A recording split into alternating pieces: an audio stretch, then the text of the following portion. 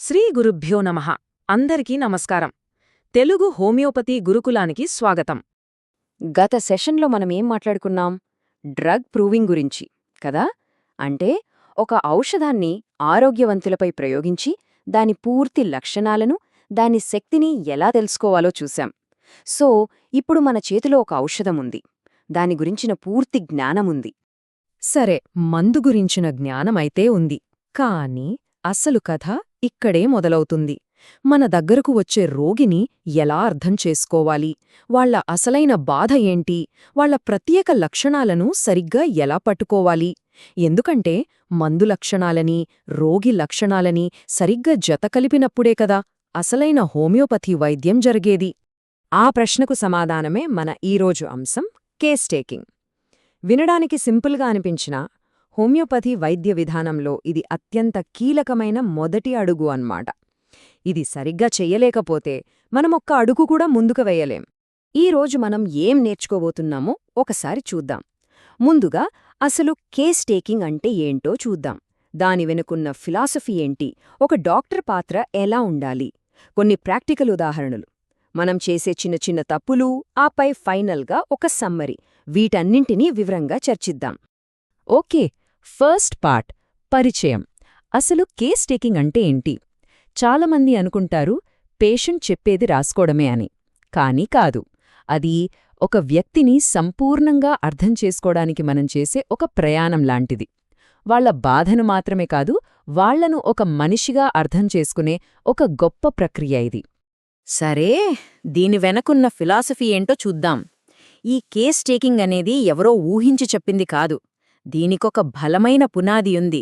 ఆ పునాది ఎక్కడుందంటే మన మాస్టర్ హానిమన్ గారు ఇచ్చిన ఆర్గానన్ ఆఫ్ మెడిసిన్ అనే గ్రంథంలో ఉంది. ఆ సూత్రాలేంటో ఇప్పుడు చూద్దాం.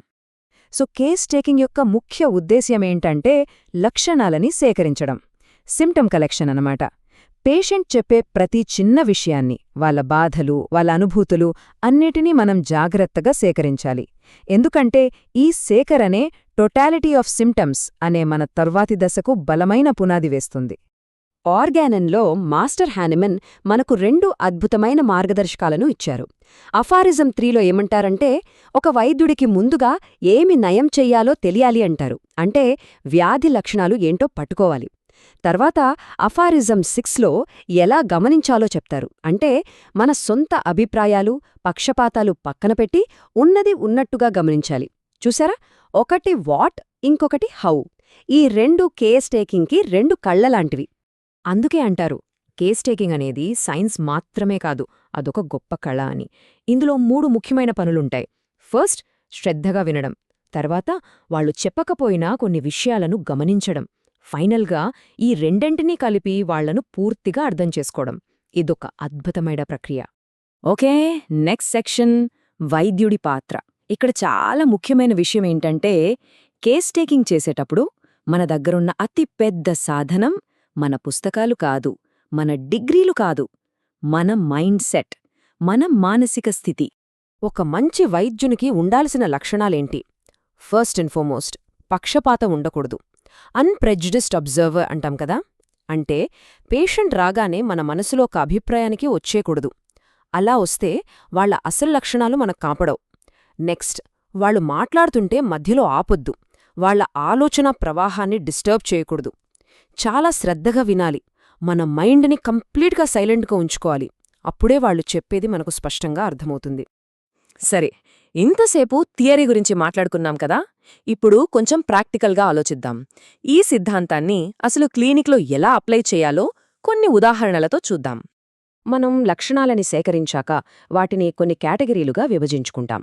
ఫస్ట్, మెంటల్ సిమ్టమ్స్, అంటే వాళ్ల ఆలోచనలు, భయాలు, కోపాలు. తర్వాత జనరల్స్, అంటే శరీరం మొత్తానికి సంబంధించినవి, చలికి, వేడికి ఎలా స్పందిస్తారు లాంటివి. ఆ తర్వాత పర్టిక్యులర్స్, అంటే ఒక నిర్దిష్టమైన భాగానికి సంబంధించినవి, తలనొప్పి, కడుపునొప్పి లాంటివి.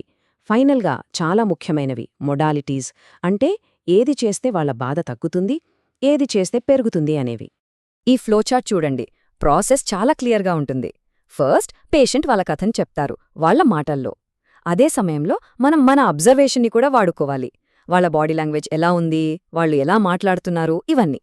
ఈ రెండిటినీ కలిపి మనం ముఖ్యమైన ప్రత్యేకమైన లక్షణాలని ఫిల్టర్ చేస్తాం. వాటన్నిటినీ కలిపితే వచ్చేదే మనకు కావలసిన టోటాలిటీ ఆఫ్ సిమ్టమ్స్. ఒక చిన్న ఎగ్జాంపుల్. ఒక పేషెంట్ వచ్చి, డాక్టర్, నాకు తలనొప్పి అని చెప్పారు అనుకోండి. ఈ ఒక్క మాటతో మనం ఏం చేయగలం? ఏమీ చేయలేం. తలనొప్పి అనేది జస్ట్ ఒక వ్యాధి పేరు, అంతే. ఈ సమాచారం మనకు ఏమాత్రం సరిపోదు. దీనితో మందు ఇవ్వటం అసాధ్యం. అదే ఇప్పుడు ఈ కేసు చూడండి. ఇద్దరు పేషెంట్లు. ఇద్దరికీ సమస్య తలనొప్పే. కానీ మొదటి వ్యక్తికి కోపం వస్తే తలనొప్పి వస్తోంది. రెండో వ్యక్తికి ఎండలోకి వెళ్తే తలనొప్పి ఎక్కువవుతోంది. చూసారా? సమస్య ఒకటే, తలనొప్పి. కాని ఆ లక్షణం వచ్చే విధానం వేరు. అంటే వాళ్ళిద్దరూ వేరువేరు వ్యక్తులు. సో వాళ్ళిద్దరికీ ఇచ్చే మందులు కూడా కంప్లీట్గా వేరుగా ఉంటాయి. ఇదే హోమియోపతిలో ఉన్న అసలైన ప్రత్యేకత, ఇండివిజువలైజేషన్. ఇంకో ఎగ్జాంపుల్. ఇద్దరికీ జ్వరం. పేషెంట్ సికి జ్వరంలో చాలా దాహం వేస్తుంది, గొంతెండిపోతోంది. కాని పేషెంట్ డీకి జ్వరం ఉంది, కాని అస్సలు దాహం లేదు. వినడానికి చాలా చిన్న విషయంగా అనిపించచ్చు కదా? కాని ఒక వైద్యుడి పరిశీలనలో ఇది బంగారం లాంటి లక్షణం.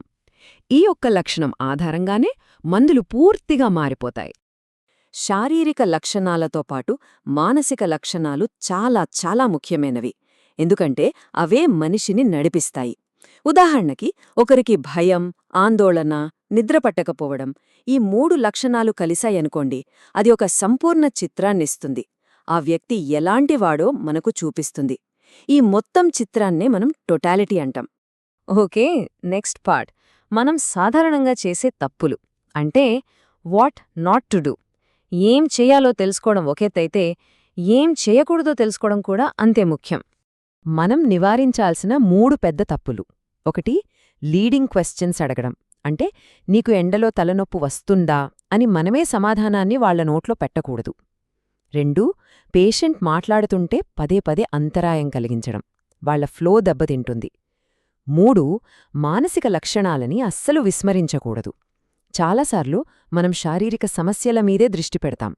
కానీ హోమియోపతిలో మానసిక లక్షణాలకే ఎక్కువ విలువ ఉంటుంది. ఎందుకంటే అక్కడే అసలు కారణం దాగి ఉంటుంది. రైట్, మనం ఆల్మోస్ట్ చివరికొచ్చేశాం. ఈరోజు మనం నేర్చుకున్న విషయాలన్నిటినీ ఒక్కసారి గుర్తుచేసుకుని నెక్స్ట్ ఏం తెలుసుకోబోతున్నామో చూద్దాం. ఒక్క విషయం గుర్తుపెట్టుకోండి. హోమియోపతి అనేది ఒక పెద్ద భవనమైతే కేస్ టేకింగ్ దాని పునాది, ఫౌండేషన్. ఈ ఫౌండేషన్ ఎంత బలంగా ఉంటే పైన కట్టే భవనం అంటే మన చికిత్స అంత విజయవంతమవుతుంది. సరైన టోటాలిటీని నిర్మించే ప్రక్రియ ఇక్కడ్నుంచే మొదలవుతుంది. ఈ రోజు మనం కేస్ టేకింగ్ వెనకున్న ఫిలాసఫీని, దాని ప్రాముఖ్యతను అర్థం చేసుకున్నాం. చాలా బావుంది.